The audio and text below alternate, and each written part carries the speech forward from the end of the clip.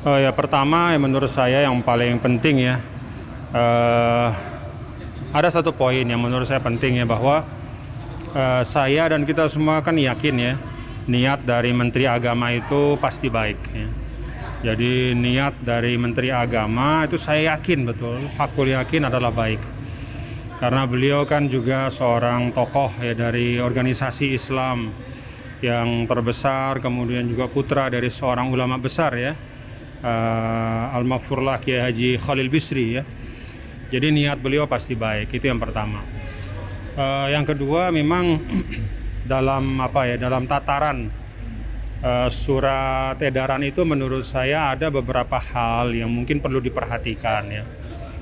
Ya katakanlah sebagai bahan untuk mungkin mengkoreksi ya. Yang pertama bahwa salah satu kaedah paling mendasar di dalam membuat satu kebijakan publik itu kan ada yang disebut dengan kaidah imparsialitas.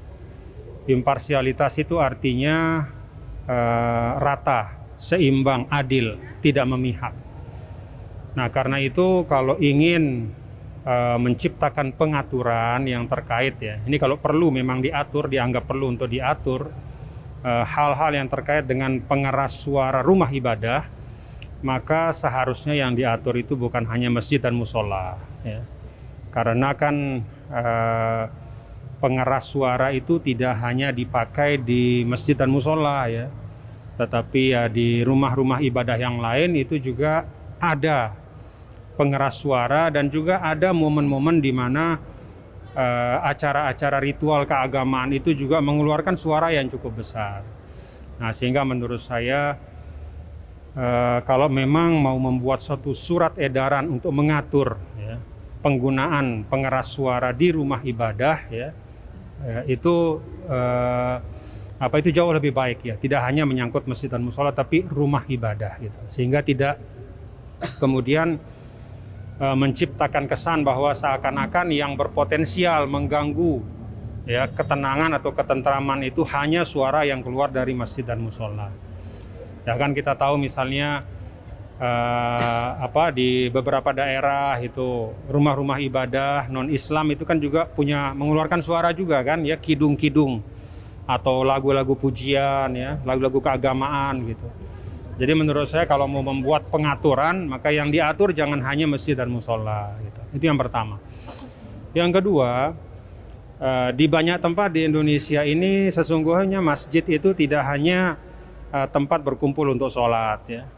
Pengeras suara masjid itu juga tidak hanya fungsinya untuk digunakan azan dan qamat saja ya, atau mengaji saja, tetapi di banyak tempat di Indonesia, termasuk ini kita di Apitai ini ya, di NTB, di Lombok, di mana rata-rata masyarakat di desa itu kan seluruhnya muslim ya, maka masjid itu menjadi sentral kegiatan ya, sehingga dari masjid itu seringkali diumumkan ya, pengeras suara di masjid itu digunakan untuk termasuk mengumumkan ada kematian, kemudian kalau ada kegiatan gotong royong, ada kegiatan kemasyarakatan ya, ada hajatan-hajatan masyarakat itu diumumkan di masjid juga gitu. Dengan kata lain, pengeras suara masjid atau masjid itu memiliki juga fungsi sosial budaya ya. Jadi karena itu menurut saya kalau di daerah-daerah seperti misalnya di Apitai sini ya, di NTB, di desa-desa rata-rata lah di Indonesia ya, di desa-desa di mana banyak di situ penghuninya atau penduduknya itu adalah semuanya muslim, maka menurut saya justru suara dari pengeras suara masjid itu bukan mengganggu, justru malah menjadi rujukan dari masyarakat ya, karena di situ sekali lagi bisa juga digunakan untuk banyak pengumuman-pengumuman ya yang menjadi perhatian dari masyarakat gitu. Nah, jadi menurut saya sih yang mungkin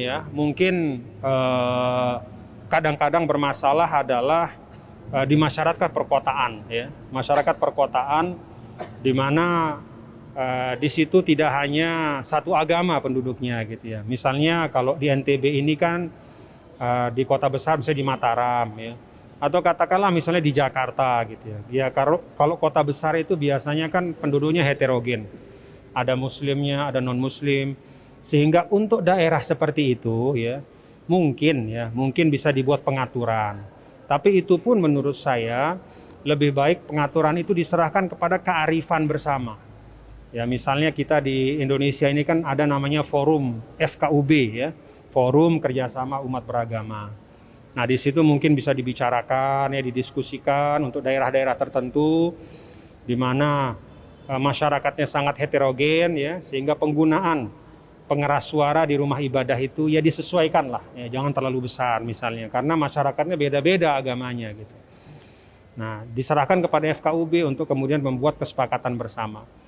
Menurut saya kalau kesepakatan itu lahir dan dibicarakan di tingkat masyarakat dan disepakati, itu akan jauh lebih mudah diterima gitu ya, dibanding misalnya surat edaran yang istilahnya berlaku untuk semua gitu. Padahal situasi masing-masing daerah itu kan beda-beda. Ya, jadi kita di NTB ini kalau saya saksikan ya, kita di Apitai di mana-mana nih ya, suara masjid itu suara yang kita rindukan gitu ya. Suara yang justru menjadi penyejuk gitu ya. Jadi tidak ada yang merasa terganggu lah insya Allah. Nah, kalau di daerah-daerah yang memang sekali lagi penduduknya itu beragam ya, heterogen ya, mungkin disitulah ya mungkin perlu dibicarakan. Itu pun menurut saya jauh lebih baik kalau diselesaikannya di tingkat masyarakat di situ ya. Sehingga itu menjadi keputusan bersama dan diambil dengan semangat persaudaraan.